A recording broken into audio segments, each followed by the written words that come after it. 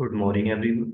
My name is Umesh Kumar, Assistant Professor in ASH Department, IMT College of Engineering, Greater Noida. Today, I am going to present on the topic of control system.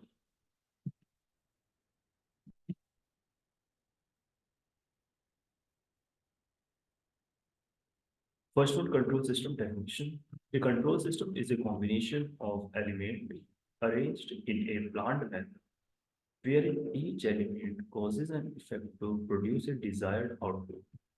In control system, various elements are there. Just like as PD controller, the working of PD controller to improve the transient response of the system, and PI controller, that is improve the steady state error. The system used for controlling the position, velocity, and then acceleration, temperature, pressure, voltage, and current, etc. Control system example. Now taking the example of control system.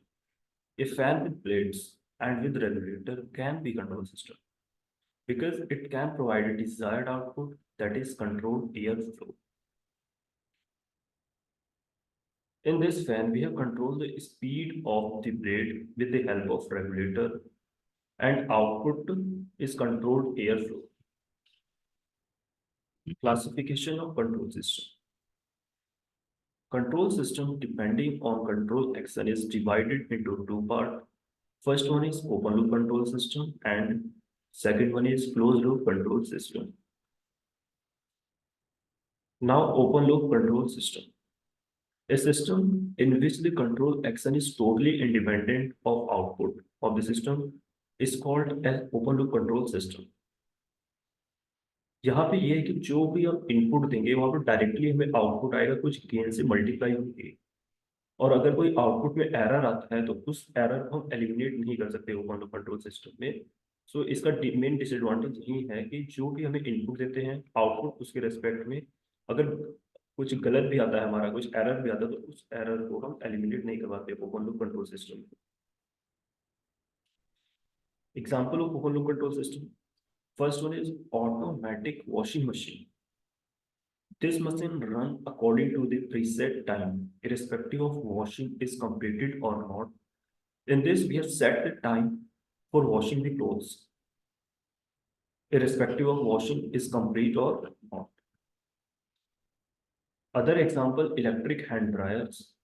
Hot air output comes out as long as you keep your hand under the machine, irrespective of how much your hand is dried. So this is the open loop control system example. Next one is bread toaster. This machine runs as per adjusted time, irrespective of toasting is completed or not. Now we have discussed the advantage of open loop control system. The example of open loop control system is first one is simple in construction and design, and then economicals, and third one is easy to maintain. Fourth one is generally stable. The open loop control system is generally stable. Now the disadvantage of open loop control system. First one is they are inaccurate. Accuracy is very poor. They are unreliable. And third one is any change in output cannot be corrected automatically. जैसा कि मैंने बताया कि अगर output हमारा कुछ change भी आ जाता है तो उसे हम करेक्ट नहीं कर सकते, क्योंकि यहाँ पर कोई भी हमारा फीडबैक एलिमेंट नहीं है। तो जो भी हम इनपुट देंगे उसके रेस्पेक्ट में हमारा कुछ ना कुछ आउटपुट आएगा। Now we have discussed closed loop control system.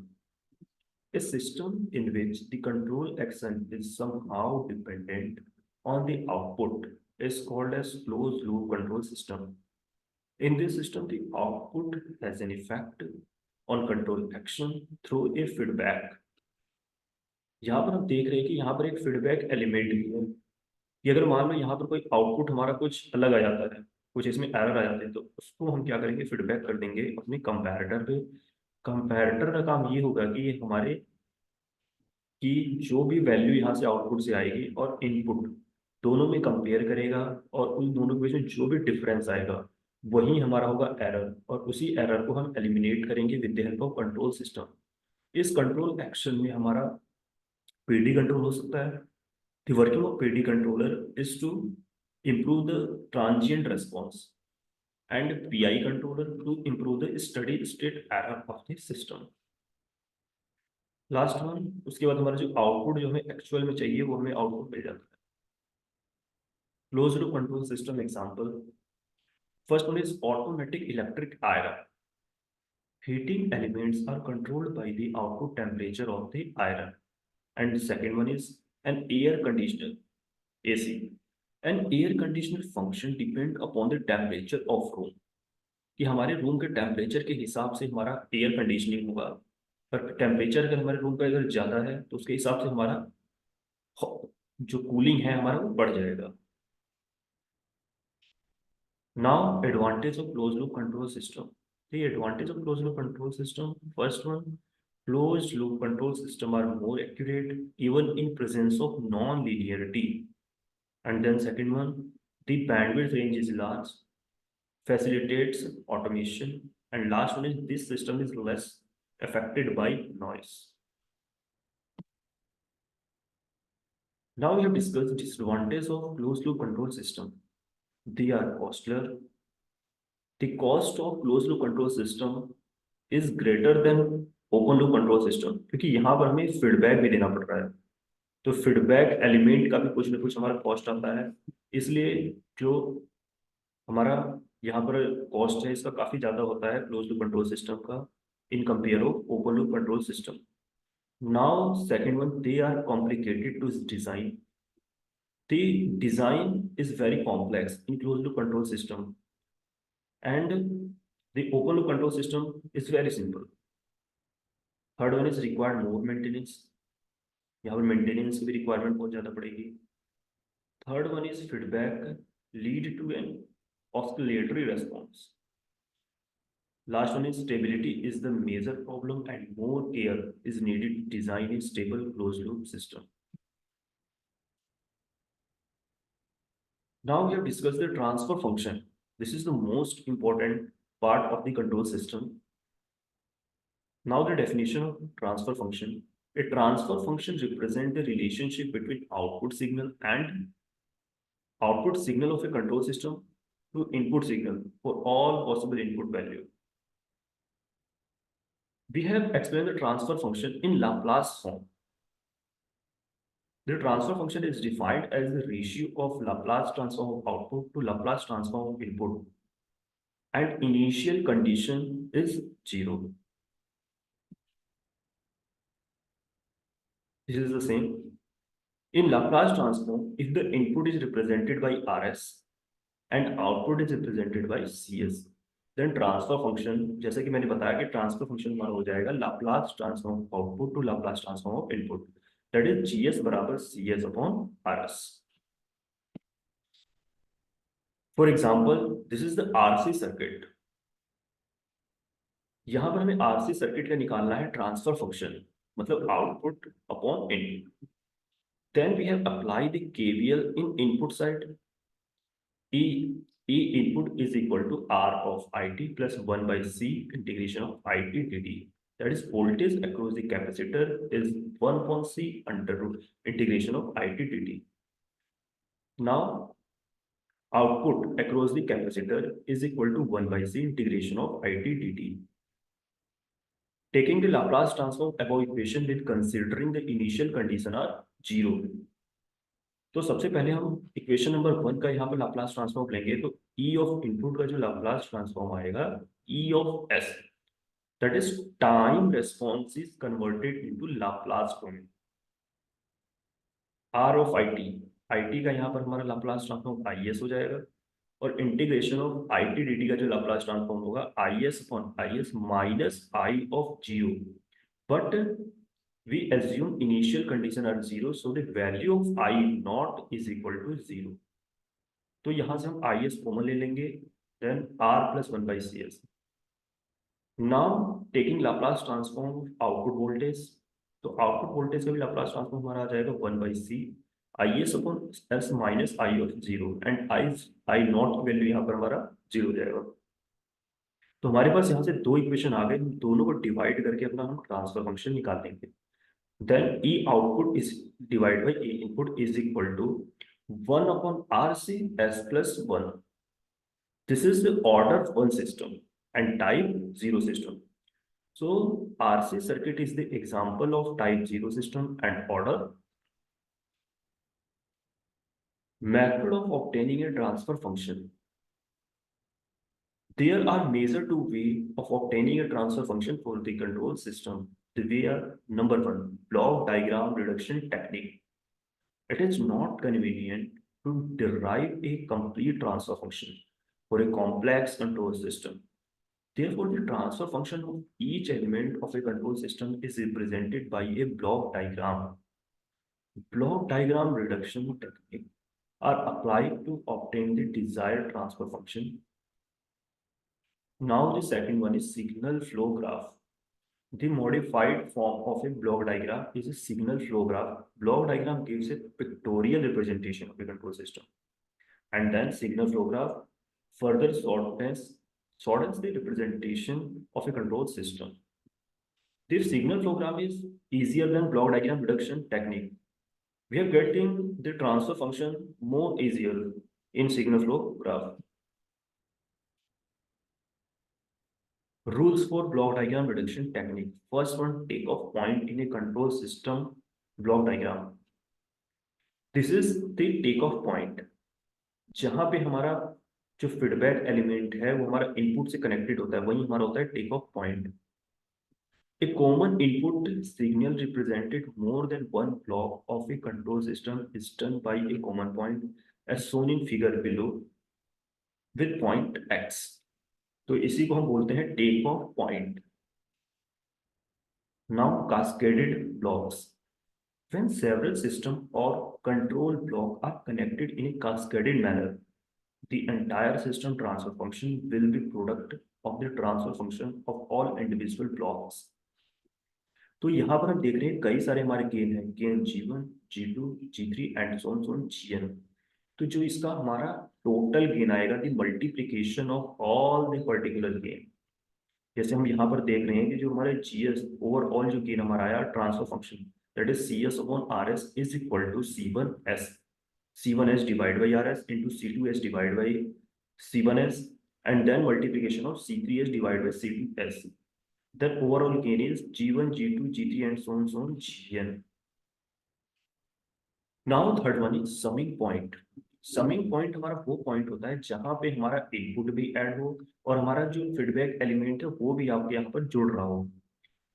Then instead of applying a single input signal to different blocks, as in previous case, there may be situation where different input signal are applied to the same block. Here the resultant input signal is the summation of all input signal applied.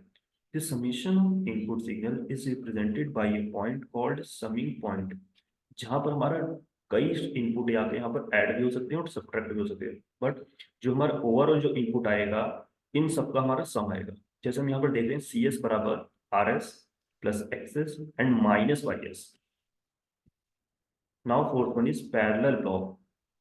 When the same input signal is applied different block and the output from each of them is added in a summing point. For taking the system final output, the system overall transfer function will be the algebraic sum of the transfer function of all individual block. तो हम यहाँ पर जैसे देख रहे हैं कि G1, G2 and G3 ये तीनों हमारे क्या हो रहे हैं, यहाँ पर इस समिंग ब्लॉक पे आके ऐड हो रहे हैं. तो हमारा जो CS जो हमारा जो ट्रांसफर फंक्शन आएगा CS upon RS is equal to G1 plus G2 and minus G3 because this is a subtracting point. Now fifth one is shifting of takeoff point. अब हमें मान लो कभी टेक ऑफ पॉइंट को shift करना पड़ता है, तो अगर टेक ऑफ पॉइंट को गेन के बाद शिफ्ट करते हैं तो उस गेन से हम अपने फीडबैक एलिमेंट में डिवाइड कर देंगे. जैसा हम इसमें देख रहे हैं कि टेक ऑफ पॉइंट को हम A से B पे शिफ्ट किया हमने, तो जो हमारा ये गेन था इससे डिवाइड हो गया हमारा कहाँ पर, हमारा फीडबैक एलिमेंट पे 1/GS. अगर हमें यही सेम काम अगर राइट टू लेफ्ट शिफ्टिंग करना है तो हमारा क्या होगा, multiplication with gain GS. Shifting of summing point, वह इससे पहले हमने देखा टेक ऑफ पॉइंट को कैसे शिफ्ट करते हैं, और अब हम देखेंगे समिंग पॉइंट को कैसे शिफ्ट करते हैं। अगर किसी भी समिंग पॉइंट को हमें गेन के अगर राइट में शिफ्ट करना हो, तो हम यहाँ पर गेन से मल्टीप्लीकेशन करते हैं अपने फीडबैक एलिमेंट में, और यहीं अगर हम समिंग पॉइंट को राइट टू लेफ्ट शिफ्ट कर रहे हैं तो divide. So this is opposite to the summing take off point. Advantage of block diagram reduction technique. The various advantage of block diagram reduction technique. First one is it facilitates easier representation of complex system.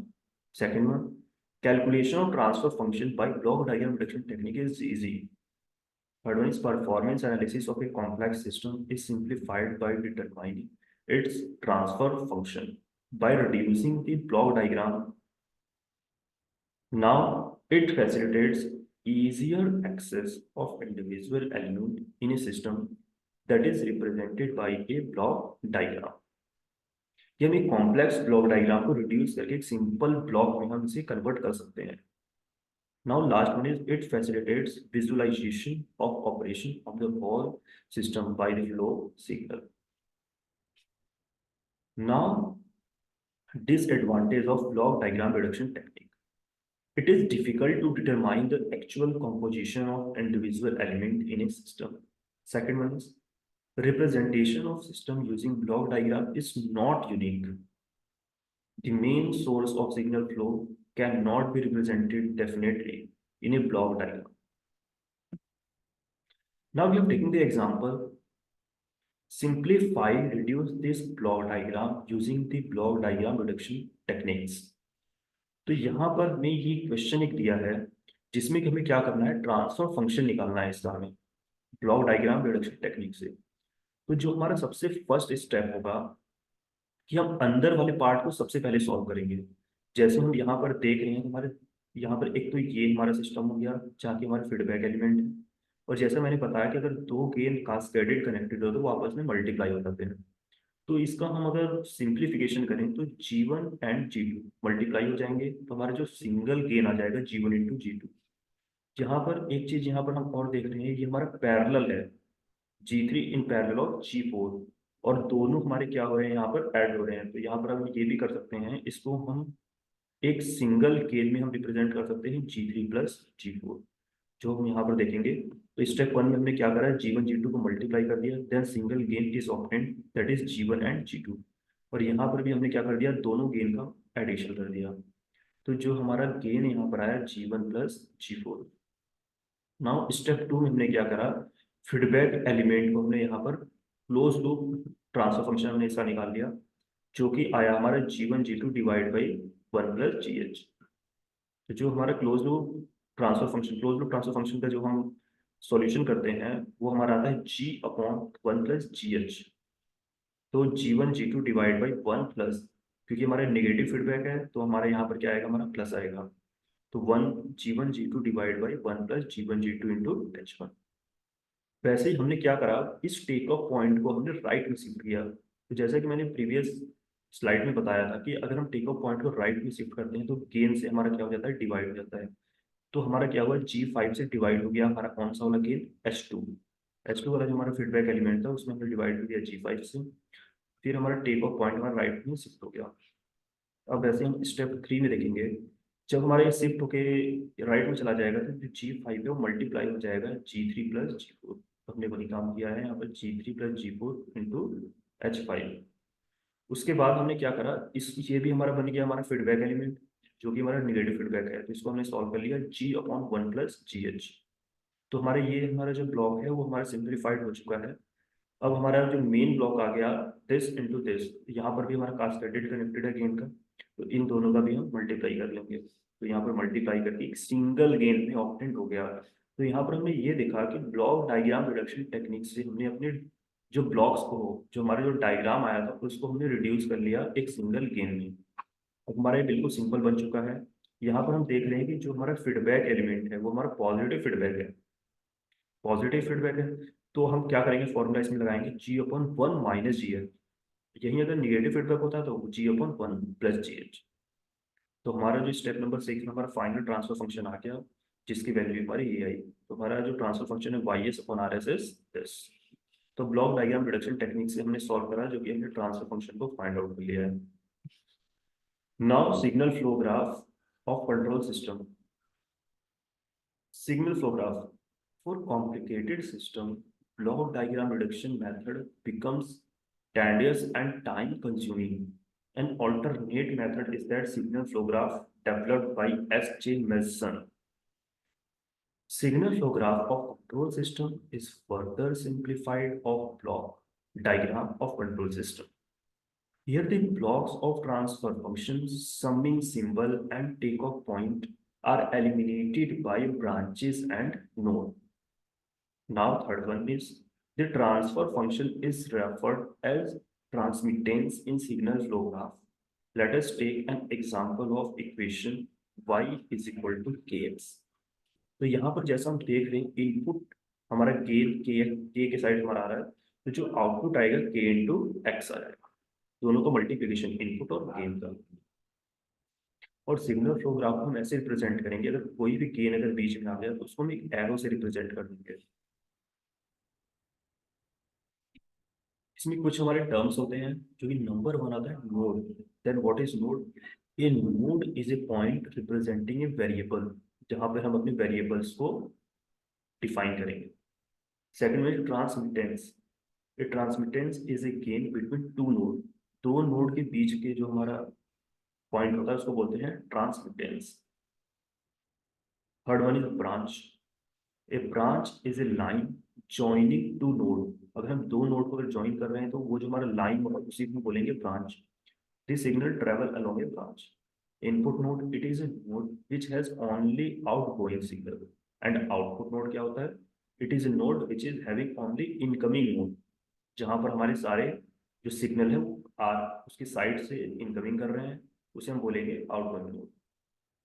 What is mixed node?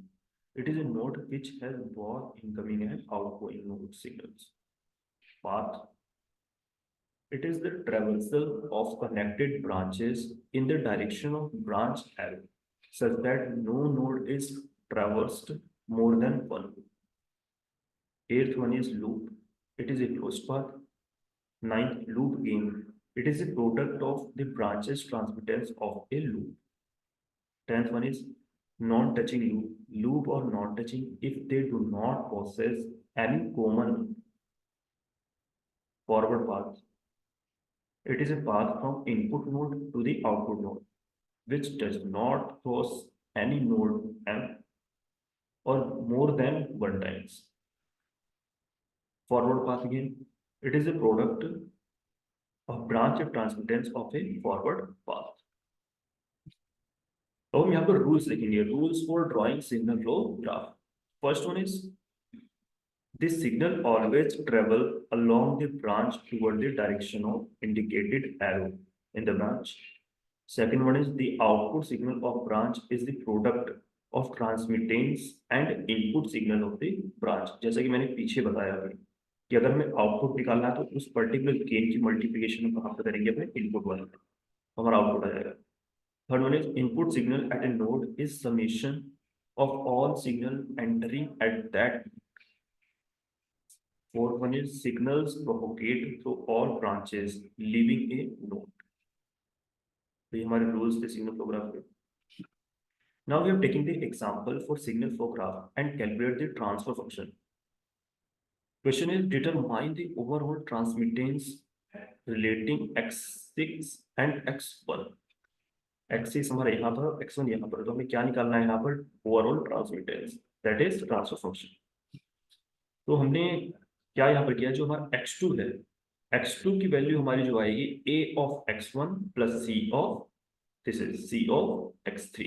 तो जो हमारा x2 पे जो incoming हमारे जो node हैं that is a of x1 and c of x3, ये दोनों ऐड हो जाएंगे हमारा, तो हमारा x2 आ जाएगा। वैसे हम x3 निकाल लेंगे, x3 पे only incoming is b of x2, so x3 is equal to b of x2, that is gain multiplied with input signal. Now x4 is equal to d of x3 plus f of x5. यहाँ पर हमारे दो gain यहाँ पर इसके side incoming कर रहे हैं एक्स4 के साइड, एक हमारा डी है, दूसरा हमारा एफ है।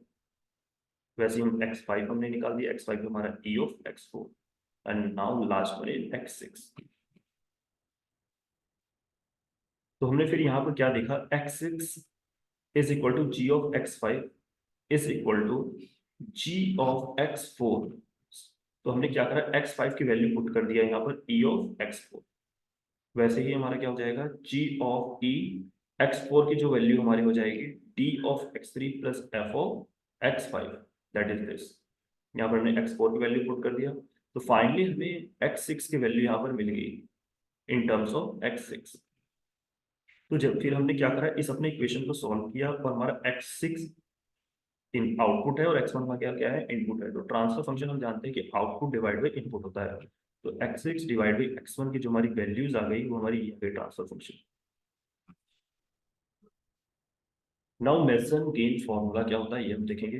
द ओवरऑल ट्रांसमिटेंस और gain of signal flow graph of control system is given by Mason gain formula and as per the formula the overall transmittance is, जो ओवरऑल ट्रांसफर फंक्शन जो हमारा आता है वो आता है summation of P K delta K divide by delta, जहां तक के की वैल्यू हमारा है 1 to k, वेयर पीके हमारा क्या है, forward path gain of care forward path. अगर मान लो हमें फर्स्ट फॉरवर्ड पाथ का अगर हमें निकालना है क्या, फॉरवर्ड पाथ गेन, तो हमारा P1 हो जाएगा। अगर हम यहाँ पर डेल्टा अगर निकालना चाहते हैं तो डेल्टा का जो हमारा फॉर्मूला होता है 1 minus sum of loop gain of all individual loop, हर एक इंडिविजुअल लूप के जो हमारा गेन है उसको हम ऐड कर देंगे, plus sum of gain product of all possible combination of two non touching loop. उसके बाद हम क्या करेंगे, देखेंगे कौन से दो लूप आपस में टच नहीं कर रहे हैं, उनका हम मल्टीप्लाई करते जाएंगे और ऐड करते जाएंगे ऐसे दो दो लूप के कॉम्बिनेशन को। then minus sum of gain product of all possible combination of three non touching loop। इसके बाद हम तीन का देखेंगे, फिर इसके बाद चार का देखेंगे। तो ऐसे हमारा ऑल्टरनेट में चलता रहेगा, minus plus and so on. अगर हम यहाँ पर देखें डेल्टा के, ये डेल्टा के क्या है हमारा, the value of the for that part of the graph non touching the forward path. तो डेल्टा वन निकालने के लिए हम ये देखेंगे कि उस पर्टिकुलर फॉरवर्ड पाथ से कौन सा लूप हमारा टच कर रहा है, कौन सा लूप टच नहीं कर रहा है। जो लूप टच कर रहा है उस लूप को हम जीरो कर देंगे और जो लूप टच नहीं कर रहा उसको हम एज इट इज लिख देंगे। तो हम यहाँ पर एक प्रॉब्लम लेके देखते हैं। Obtain the close loop transfer function that is C S upon R S by using Mason gain formula. तो यहाँ पर हमने ये देखा कि सबसे पहले हम यहाँ पर देखेंगे नंबर ऑफ फॉरवर्ड पाथ। यहाँ पर फॉरवर्ड पाथ हमारा कहाँ है, एक तो फॉरवर्ड पाथ ये है कि जो इनपुट से आउटपुट तक जाने में हमारा पाथ कौन सा है। तो एक पाथ में ये वाला दिख रहा है G1 G2 G3 G4 G5 and 1। तो यहाँ पर हमने लिख लिया P1 बराबर multiplication of all gain to the particular path. ऐसे हम P2 देखेंगे, एक P2 हमारा कौन सा है, G1 G6 G4 G5 and 1 this, and P3 is the G1, G2, G7 and 1। तो यहाँ पर हमारे पास तीन फॉरवर्ड पाथ हैं। तो तीनों फॉरवर्ड पाथ के रेस्पेक्ट में हम क्या निकाल देंगे अपना डेल्टा। तो हमारा delta one, delta two and delta three, जो हमारा डेल्टा वन निकलेगा वो हमारा with respect to P1। Now delta one is equal to one. Delta one one कैसे आया हमारा, क्योंकि जो हमारे पर्टिकुलर पाथ है इसके सारे लूप हमारे टच कर रहे हैं, जी वाला भी लूप टच कर रहा है। इसको देखने से पहले सबसे पहले हम देखेंगे लूप क्या होता है हमारा। तो यहाँ पर हमने लूप फाइंड आउट करा है नंबर ऑफ इंडिविजुअल लूप। तो नंबर ऑफ इंडिविजुअल लूप हमारा एक तो है -G4H1। तो यहाँ पर हम देखेंगे जैसे -G4, एक तो ये जो छोटा वाला हमारा लूप है एक तो ये हो गया G4 -G4 into H1, because -H1 is there. ऐसे दूसरा लूप हम चेक करेंगे कि किधर है। दूसरा लूप हमें ये मिल गया G2 G3 G4 and -H2। दूसरा लूप हमें ये मिल गया G2 G4 G5 and -H2। And third loop जो हम देखेंगे, थर्ड लूप हमारा देखिए यहाँ पे G2 G7 and -H2, G2 G7 and -H2। And last loop हमारा ये हो जाएगा G6 G4 G5 and -H2। तो यहाँ पर हमने देखा कि चार हमारे इंडिविजुअल लूप आ रहे हैं। तो हमने क्या करा, डेल्टा वन निकालने के लिए हमने चेक किया कि इस पर्टिकुलर पाथ पे कौन कौन से लूप हमारे टच कर रहे हैं, कौन कौन से लूप टच नहीं कर रहे हैं। तो हमने नोटिस किया कि सारे लूप हमारे इस फॉरवर्ड पाथ से क्या कर रहे हैं, टच कर रहे हैं। तो हम जितने भी लूप की वैल्यू आ गई हमारी सब जीरो हो गया, इसलिए डेल्टा वन की वैल्यू वन। वैसे डेल्टा टू, हम डेल्टा टू कैलकुलेट करेंगे with respect to forward path P two. तो पी टू हमारा कौन सा है, जी वन जी6 जी4। तो हमने देखा कि इस फॉरवर्ड पाथ से भी हमारे क्या कर रहे हैं, सारे लूप हमारे टच कर रहे हैं। तो सभी लूप को इसमें भी जीरो कर देंगे, तो डेल्टा टू की वैल्यू कितनी आ जाएगी, वन। क्योंकि हमें पता है कि डेल्टा की जो वैल्यू होती है one minus sum of all loop. तो वन माइनस, और सारे लूप की वैल्यू हमारी कितनी है, जीरो है, तो यहाँ पर डेल्टा वन भी वन आ गया और डेल्टा टू भी। अब हम फाइंड आउट करेंगे डेल्टा थ्री।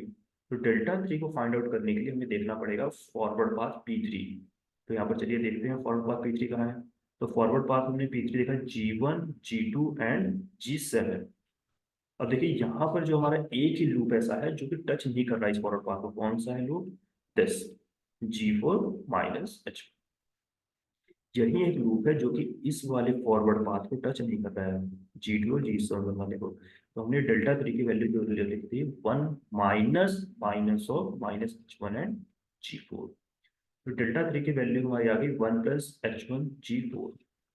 तो हमने सारी वैल्यूज निकाल दी है, हमने delta one delta to delta three and P1 P2 P3 L1 L2 L3 and L4। तो हम क्या करेंगे, डेल्टा की वैल्यू ओवरऑल डेल्टा जो हम निकालेंगे one minus sum of all loop and sum of all non touching loop. तो यहाँ पर हमने ट्रांसफर फंक्शन हमारा क्या गया, P1 delta one plus P2 delta two plus P3 delta three. क्योंकि हमारे यहाँ पर तीन फॉरवर्ड पाथ है, तो यही हमारे तीन हमारे क्या जाएंगे, नोटेशन आ जाएंगे P1 P2 P3 divide by delta. Delta की वैल्यू हमारी ये रही। उसके बाद सारी वैल्यूज को पुट हम करेंगे यहाँ पर, ओवरऑल ट्रांसफर फंक्शन हमारा दिया जाएगा। तो अगर ओवरऑल देखिए तो जो हमारा मेसन गेन फॉर्मूला है बहुत सिंपल है, जिससे कि हम ट्रांसफर फंक्शन इजीली निकाल सकते हैं इन compare of block diagram reduction technique.